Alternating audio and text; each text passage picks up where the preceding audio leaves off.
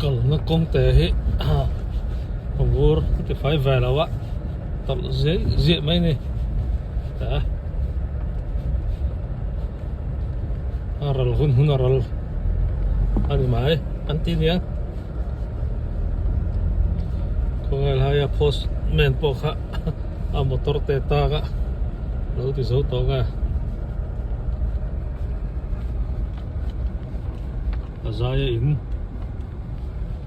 ra po aluminium lại postman khác chuộc thấy tôi nữa mà postman po khát ta nga cái po việc dễ dễ mấy này motor thay đổi chủ ngay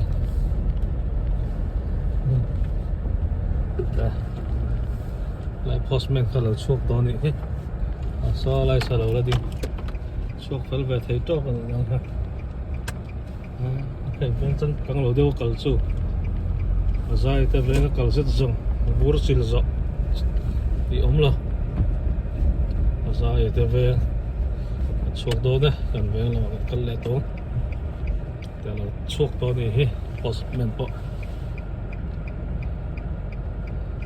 công ty cho mà phải lại vét to chân căng lỗ chân bùa khá là khát đấy ta là việc thấy tăng nó mấy trắng rồi chỗ đó ok ok ok good